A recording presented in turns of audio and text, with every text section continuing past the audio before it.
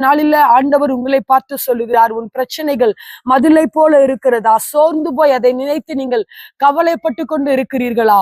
நிச்சயமாய் ஆண்டவர் அதை தாண்ட உதவி செய்வேன் என்று இந்த நாளில நமக்கு வாக்குத்தத்தமாய் கொடுத்திருக்கிறார். ஏசாயாவுல வாசிக்கிறோம், இதோ நான் உன் உள்ளங்கைகளில் வரைந்து வைத்திருக்கிறேன், உன் மதில்கள் எப்பொழுதும் எனக்கு முன்பதாக இருக்கிறது என்று ஆண்டவர் இந்த நாளில நம்மை பார்த்து வாக்குத்தத்தமாய் சொல்லுகிறார். அவராலே அந்த மதில்களை தாண்ட முடியும். ஒருவேளை உங்களுடைய வாழ்க்கையில பிரச்சனைகள் வரலாம். தேவன் சொல்லுகிறார், உலகத்துல உங்களுக்கு உபத்திரவம் உண்டு, ஆனாலும் நீங்கள் திடன் கொள்ளுங்கள் என்று சொல்லுகிறார். வாழ்க்கையில அநேக பிரச்சனைகள் மதிலை போன்று சூழ்ந்து கொண்டு இருக்கிறதா?